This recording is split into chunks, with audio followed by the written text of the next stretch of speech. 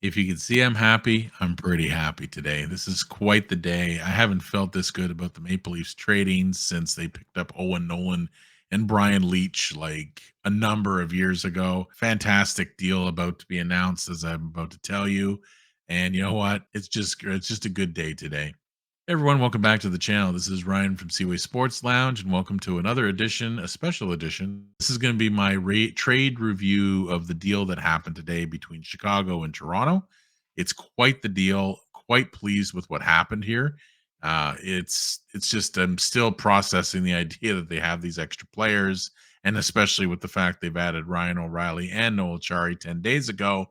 The Maple Leafs have gotten much better today than they were 24 hours. So we're going to go into the trade. I'm going to explain it. I'm going to explain the money, explain the players that are involved, and then of course, then I'm going to give you my thoughts after about what I think about the whole thing. So with that, let's just get right into it. So here's the deal. Here's what Toronto did. So Toronto ended up moving a number of pieces to Chicago. This trade was kind of being talked about in loose terms with some of the rumors and stuff that I've seen. There was a lot of chatter with Jake McCabe going to Toronto, but weren't sure if it was going to happen, but it has. So Jake McCabe and Sam Lafferty, who is a bottom six forward, have come to Toronto. Toronto also acquired two fifth-round draft choices in 2024 and 25. They are conditional. I don't know what the conditions are yet, but if I do get that, I will update you. At 50% retained, he held a $4 million cap hit. Now is two, and I'll go more into his money shortly. With this trade, I honestly thought Toronto was going to give up a lot more. I thought maybe Sandin would go, kind of counter the defense, or even a player like, Kerfoot or something like that in order to make this trade work, or one of Toronto's top prospects. Well, that didn't happen here. It is quite remarkable that they were able to make this deal happen, especially with the caliber of what Jake McCabe and Lafferty bring. They were able to bring in this kind of return, which is great for the Maple Leafs as far as I'm concerned. So they gave their first round pick in 2025. Now, the condition of this pick is it's protected. It's top 10 protected, which means that if the Maple Leafs have a terrible season that year, something awful happens and they can't recover for some reason, that pick will actually probably that will slide over into 2026. So Toronto will get basically a 1 year reprieve on that draft choice, so their first round can be saved for that season. And Toronto gave up their second round in 2026. I mean, it's a long time from now. Joey Anderson and Pavel Gogolev. Sorry, I don't know who that player is. I haven't really read up on him. Joey Anderson, of course, was Toronto's underutilized centerman. They did start playing him recently, obviously, to try to get him into the game to see what obviously Chicago wanted to look at. But anyway, that is the trade, and I have to say, great trade for the Maple Leafs. But I will go into that shortly. So what we're going to do next, I'm going to go into the money. Money's important because there's a few little things to recognize here. First of all, currently they hold 2.7 million in cap space. Okay, that's the deadline cap that they can use. Now there's a catch to that I was pointed out by a friend of mine that told me earlier today. They only have one left for the next 3 years. I mean, that's par for the course when you're trying to go for it. That's how it goes. These are the picks you move.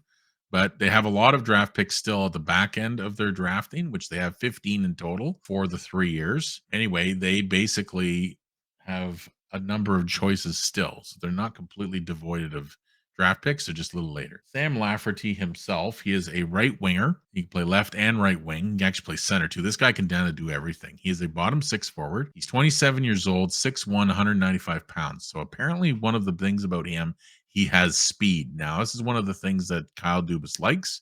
He likes speed, and he likes that he can hit. This guy has an edge to him. He does like to hit and block shots and do penalty killing. This is one of the things that the Maple Leafs do require for the postseason. They need more of this kind of toughness and a player that can handle himself in his own end. What's nice about him as well is that he has a very low cap hit. Now he has a $1.15 million cap hit this season and next season. Now, always a signature trade for the most part with Kyle Dubas is that he likes to retain players that have term, not long term, but some term, because if he's giving up a draft choice, he wants to have something back so he can use for the next couple of years. So Sam Lafferty is going to be a Leaf for at least, well, the remainder of this year and then into next.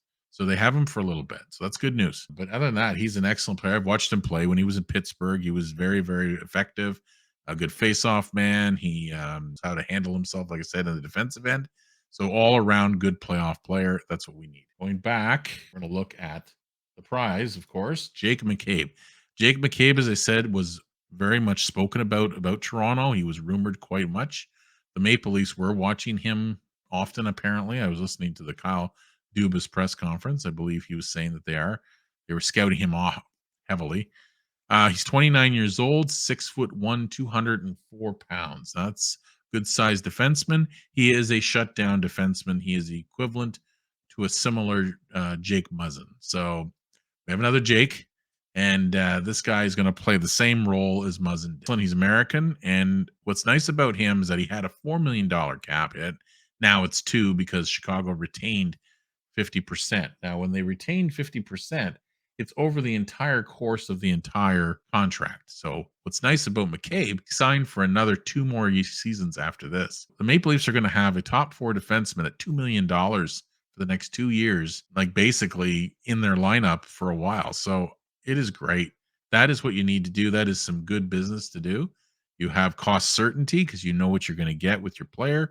You know what he brings to the table, and you're going to have them for a couple years. So all the better. So even though those draft picks are moving, you have someone for the next 2 seasons, and you can allow them to develop your other defensemen and let them grow. These are the two players the Maple Leafs have acquired. The other thing is actually, thing I forgot to mention. The other part of this is that right now the Maple Leafs have $2.7 million in dead cap. Now, this is what this friend of mine said. He said that that number is very deceiving. He said that it's not really what they have currently, because if you scroll down and you have right here, Matt Murray. Matt Murray holds $4.6 million. Now, if the Toronto Maple Leafs want to activate Matt Murray to play, which I believe they want to, they don't have enough cap space to activate him.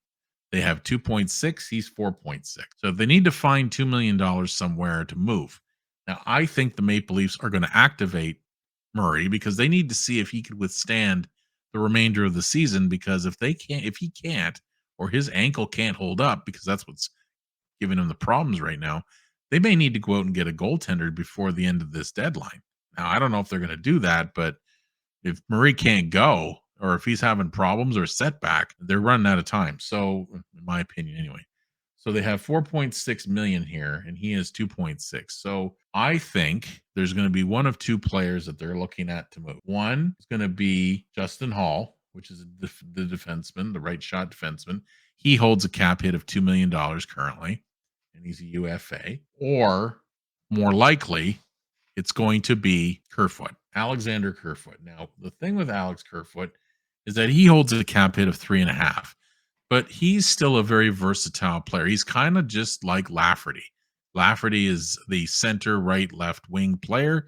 Well, Kerfoot's the same thing. But with Kerfoot, he's 28. They're very similar, but he's a little smaller, 5'10, 185 pounds. But the thing is that he has been underwhelming performances in Toronto. Now, whether that's his ice time has been reduced, of course, because he's been on the fourth line. That's one thing. And that has something to, pay attention to. But for me, at $3.5 million, yes, he is entering the end of his deal, but $3.5 million at the deadline for a player who's in the fourth line, that's a lot of money to tie up. I think this player is going to be the player that's going to move. Now, there's been rumblings throughout the league over the last number of hours that there may be something going on with Vancouver with him, but that's just rumor, of course. There's nothing behind it. But I do believe if there's going to be anybody moved in the next 48 hours in Toronto next, it's going to be this player. Not because he's a bad player, it's because they just feel that they would rather Sam Lafferty at 1.1 million doing the same job essentially as what this guy's doing, or doing more. Now, Kerfoot's gone up and down the lineup a number of times, but his production has not really improved. He scores here and there. He gets spotty goals. He doesn't have a consistent flow of offense. And he does take a lot of penalties, which is another thing that is noticeable, at least early on in the year. So I think he's going to be the candidate to go out, not because of he's a bad player. It's just I think they want to go a different direction. So I think this is the player who's going to go. I could see, like I say, Justin Hall going as well at 2 million, so they can get in the other players, but we'll have to see. That's my take on that. My thoughts. My thoughts on all of this. First of all, I'm ecstatic. I mean, this is what it's all about. This is finally a team. I mean, they've iced good teams lately. They haven't iced this. This team will compete in the playoffs.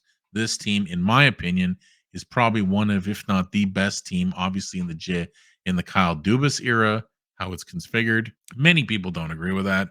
They feel that it's, too much money up front and all that. However, when they got the goals or when they get goals, guess where the goals are coming from? They're coming from the guys that they're paying the most. They're doing something different this year that I really like. First of all, he's breaking the mold of what he feels. He's not tied to the idea of small forwards all the time. He's going out now and he's getting those guys that are going to make a difference. Guys like Jake McCabe, who will shut down, who's younger, who is fit and good shape, guys that are actually going to commit to defense and actually do things to win. Ryan O'Reilly, Conn Smythe winner, as I said in the other video, won a Stanley Cup in St. Louis. The guy knows what he needs to do. Obviously, Noel Achari, excellent defender, penalty killer. So their penalty kill is going to get a heck of a lot better with these guys they're adding. And they're not done yet, in my opinion. I think this is great. Now, with the draft picks, I know a lot of people have said, well, the draft picks, it's a lot of draft picks to give up. You know what? When you've given away players from the AHL who have not cracked the lineup or barely have, you've got draft picks that are 3 years to 5 years away. As I've said before, we don't know what those players were going to be. Even let's say Toronto didn't trade those picks, they kept them. We don't know who they are. We don't know what they would be. And the thing is, when our rebuild is done, it's done. This is built now. This is what it is. Now we're adding. Now we're adding the additions to the house now. Now we're putting all the fine tuning to make this thing look really good and competitive in a hockey standpoint. But the thing is, they're building it now. It's been built, and now they're adding, and they're just injecting things. And yes, those draft picks one day will be valuable. And hats off to the teams that have them. They're going to use them. But you know what? It's the here and now. They have to win now. They haven't passed the first round. They need to pass the first, second, and third, as far as I'm concerned. But let's not be hasty. I'd say if they can get to the conference final right now, great. But obviously, because they're going all in, I want them to go all the way like every other Leafs fan. So we'll have to see. But the thing is, the Maple Leafs are getting ready to make a push and make a go of it. And I love watching it. I think it's great. I'm grade A plus plus trade as far as I'm concerned. Both of them have been phenomenal trades. They have done everything that they need to do. They still could look, depending on the goaltending. Goaltending is still the only spot that I may have problem. After today, the goaltending is still a question mark, not because of Samsonov, but just because of Murray's health, which is what I said at the beginning of the season.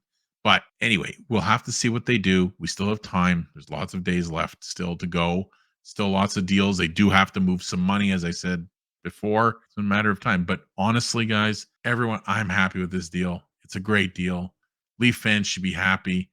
I mean, they're going out and they're doing what they need to do to try to win. No one can fault Dubas for that. He's doing everything he can with the money, and he's making creative trades. Like, I've never seen teams retain money like this ever. I don't think any of us have, like, to this extent. 50% here and 25% here and draft pick there, here and then there. And I'm like, no, this is stuff that's completely different now. And they're doing it and they're making it happen where other teams are just sitting still, not doing anything, letting their fan bases watch the other teams join the arm race and push for it. And sure, as they some say, you don't build your team at the deadline, but you know what? You can certainly add a few to help you bolster what you've already built. And that's what Toronto's doing right now. All Leaf fans should be happy about this deal, in my opinion. I think Dubas has done a great job this deadline. Again, you know what? Let's enjoy to see what happens. I know we've said this before, and I know the playoffs matter. The playoffs are everything now for us. We're a great seasonal team, but now we have to see if they're a perennial playoff team, as in a contender now. And I think with these moves they did today and 10 days ago, I think they've just become a contender. Now we'll have to see about the goaltending, and that's where the only part I'm not 100% on. Anyway, with that, I'm going to stop the video here. Thank you very much for watching. It's been a great day today. If you like what we're doing with our channel, please hit like or subscribe. If you want to get more information, please hit the notification bell on the right. And with that, thank you very much for watching. If there are more trades and more things, please stay tuned to our shorts area. That's where we've been YouTube Shorts section. That's where we've been doing a lot of our videos. So to get the information out. So with that, thank you very much for watching, and I will see you in the next video. Have a good night.